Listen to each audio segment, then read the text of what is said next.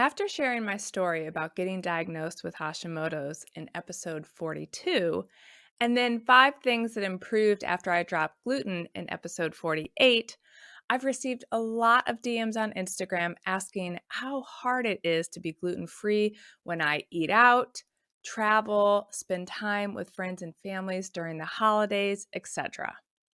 With the holidays quickly approaching, I thought I would share how I navigate being gluten free throughout the holiday season. Hi, I'm Allison Edgety, a pediatric sleep and wellness coach and a mom of two. I love to help parents find solutions. This is How Long Till Bedtime.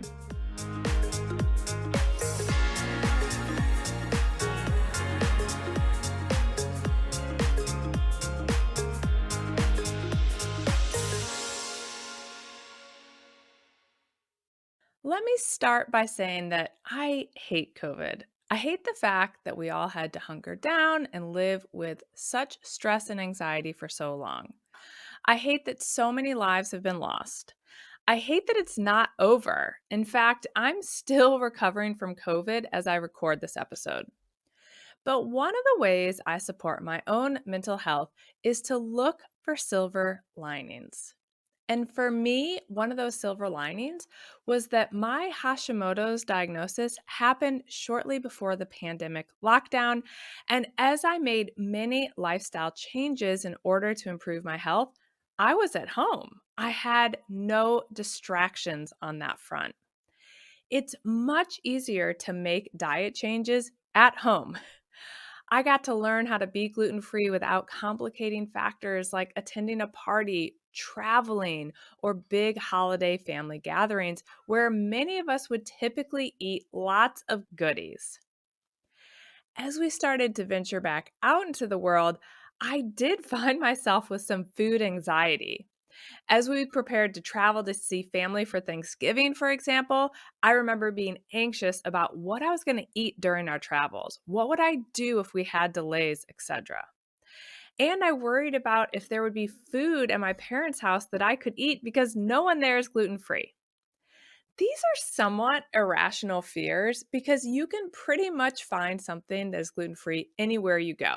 Granted, it may not be something I normally eat, but I could find something. I am not going to starve. And same thing in my parents' house. I'm going to be able to find things that I can eat. I've overcome this anxiety by always bringing several Chomps beef sticks with me in my carry on or in my suitcase. Depending on the timing of our travel, I sometimes bring something more substantial for the trip, but at a minimum, I have my chomps. The next hurdle is staying at a house where no one else is gluten free, and they generally think you've gone a little off the reservation with this whole gluten and diet change. This is where I sometimes need to remind myself that there is always a grocery store nearby, and I can always go buy a few things for myself.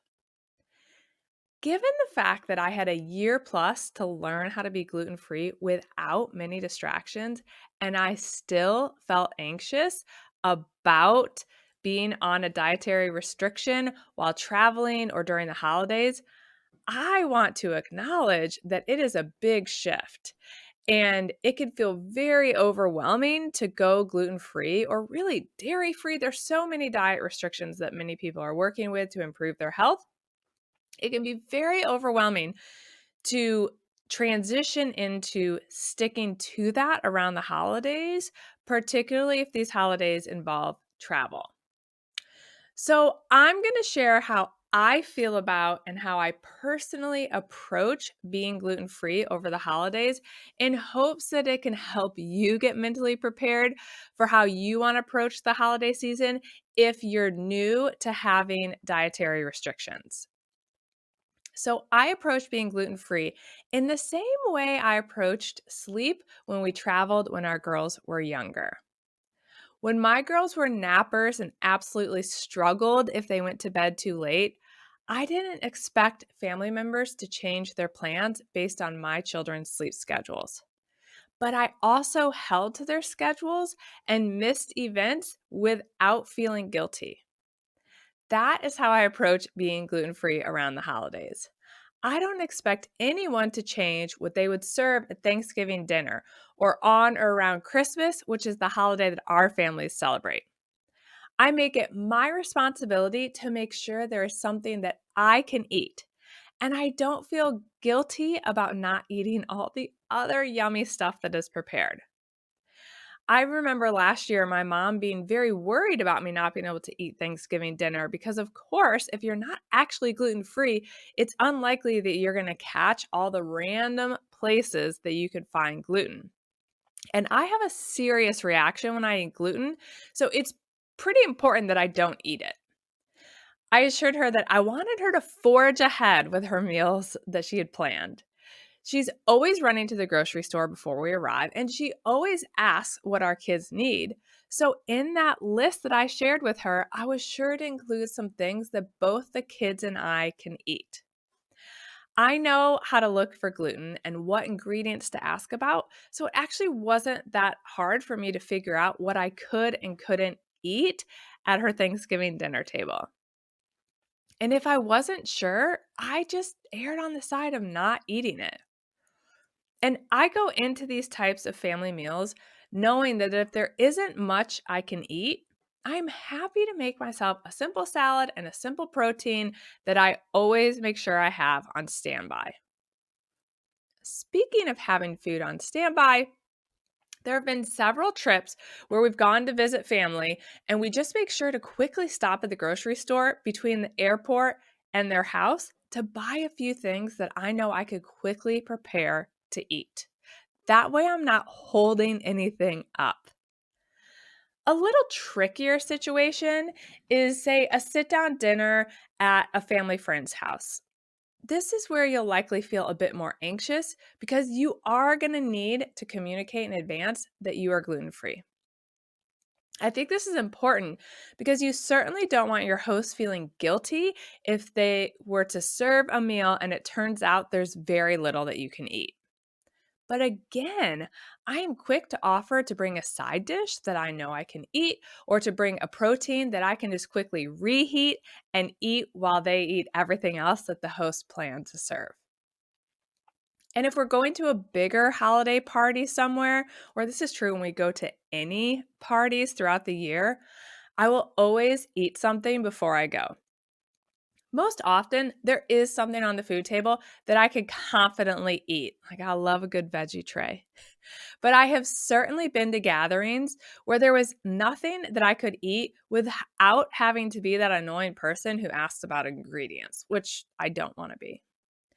I really find that if I eat before I go and I'm not starving during my time there, it's actually not that hard to just skip the food table and all the tempting items on it.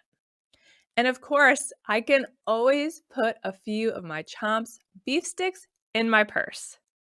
Are you catching on to my theme of always having my rescue beef sticks nearby? It really helps ease my anxiety, even though I very rarely have to rely on them. So, yes, being gluten free around the holidays or having any other dietary restriction, particularly if it's new, does add a little extra to the mental load. And that's annoying because we have enough on our minds during the holiday season. But I often find the hardest part is putting whoever is hosting you at ease. That's why I like to always have that little plan for myself, and I like to reassure everyone that I'm fine with them sticking to their traditional meals or whatever they had planned to serve. If this is your first holiday season being gluten free or dealing with another dietary restriction, or you still find yourself feeling like you're missing out, I want to share one last piece of advice.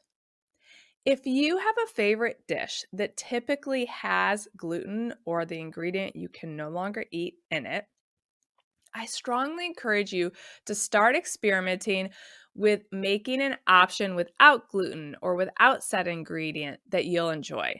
There are so many gluten-free resources out there. There are resources for all sorts of dietary restrictions. Pinterest is a great place to look for gluten-free recipes or whatever restriction you have. For me, gravy falls into this category because I always love having gravy around the holidays. And we have definitely made some delicious gluten-free gravy during the past few years. I also like to make gluten-free cookies around Christmas because I love Christmas cookies. So, being sure I find a gluten free way to enjoy some of my favorite holiday foods allows me to not feel bummed out when I can't eat everything on the Thanksgiving or Christmas dinner table that I historically have loved and enjoyed. All right, there you have it. That's how I approach having a dietary restriction around the holiday. Cheers to a wonderful holiday season. I hope you'll come back next week where I'll be talking about some of my favorite sleep and baby related products in 2022. Bye for now. Thank you for listening to How Long Till Bedtime. To learn how we can work together to improve your child's sleep, please visit sleepandwellnesscoach.com.